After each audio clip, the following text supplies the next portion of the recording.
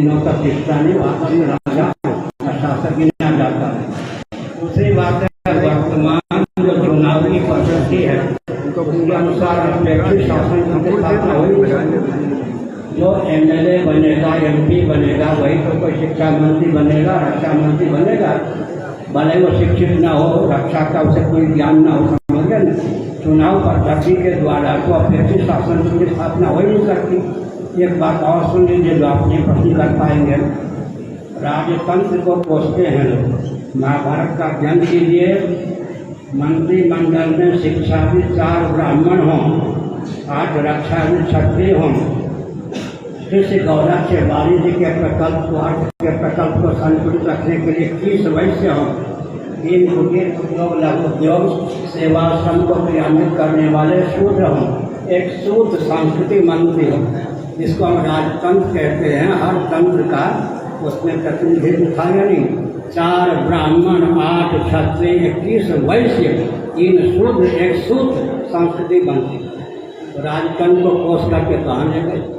राजतंत्र में राजाओं में विकृति का सिद्धांत समझ लीजिए। मैं हूँ या आप हैं, या ये हैं, कोई भी है। जब पद सुलभ दायित्व का निर्वाह न करके व्यक्ति पद का उपभोक्ता बन जाता है, पतन होता है। समझते, मैं शंकराचार्य होकर सोने चांदी का आसन पर बैठूँ, अपने दायित्व का निर्वाह न कर तो काम नहीं बनेगा। जब कोई व्यक्ति पद सुलभ दायित्व का निर्वाह न करके पद का उपभोक्ता हो जाता है, पतन हो जाता है। ब्राह्मणों का पतन क्यों हुआ, क्षत्रियों का पतन क्यों हुआ, वैश्यों का पतन क्यों हुआ, शूद्रों का पतन क्यों हुआ, हिंदुओं का पतन क्यों हुआ। पद सुलभ दायित्व का निर्वाह न करके जब कोई उपभोक्ता बन जाता है, पतन होता ही। और पूछिए। बागेश्वर महाराज जी की सिद्धियों के विषय में शास्त्र क्या कहते हैं और आपका निजी मत क्या है उनकी सिद्धियों पर? इनकी सिद्धि पर ये आकाश उड़ते हैं क्या? आपके मन की बात जान लेंगे तो विक्षिप्त हो जाएंगे। इसलिए कि मन की बात जानने से व्यक्ति का विक्षेप बढ़ेगा या नहीं। ऐसा सिद्ध बनाकर इनको मत घुमाइए कि सिद्ध न रहेंगे। समझ गए ना? सिद्धि क्या है? स्वतः सिद्ध परमात्मा को सिद्ध कर लेना। सिद्धि प्राप्त यथा ब्रह्म तथाप्नोति निबोधन है। निष्कर्म सिद्धि परमाम संन्यासे न अधिगच्छति। सबसे मूल्य सिद्ध स्वतः सिद्ध परमात्मा को सिद्ध करना। उसके बाद साध्य को सिद्ध करें। चित्त की शुद्धि और समाधि साध्य उसको सिद्ध कर लें। 3 सिद्धि हुई।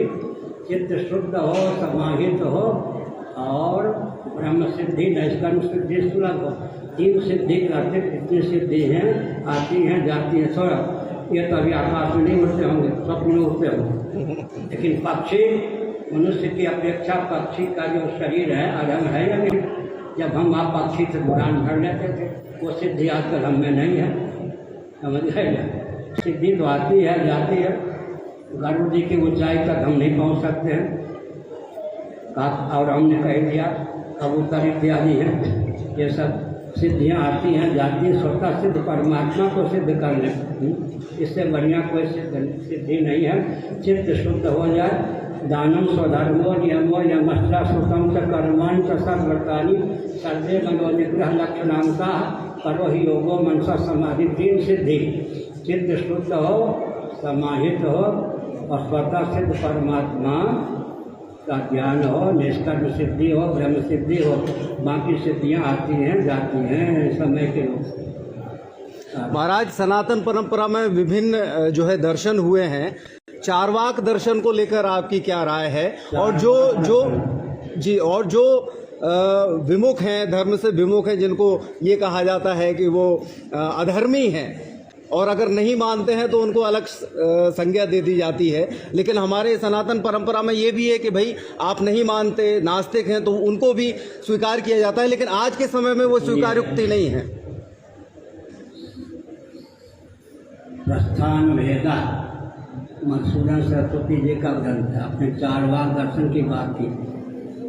वे भी परोवरीय क्रम से उत्तरोत्तर उत्कृष्ट विचार की दृष्टि से महत्वपूर्ण। देह के बाह्य को अनात्मा मानते या नहीं। इतने अंशों में उनकी उपयोगिता है। आप MMA का तो नहीं पहुँच सकते। MSc में प्राइमरी से लेकर BA तक की कक्षा है, BSc तक की कक्षा माननी पड़ेगी ना। चार बाग दर्शन क्या है? देह के बाहर जो है अनात्मा है, इतने अंशों में चार बाग दर्शन की भी उपयोगिता है, उनकी भी उपयोगिता है अपनी दर्शन है ना जी। मैंने संकीर्ण विचार से पुस्तकों को उठाने में चार बाग दर्शन का उपयोग है ही। देह बाह्य को तो ज्ञानात्मा कहते हैं।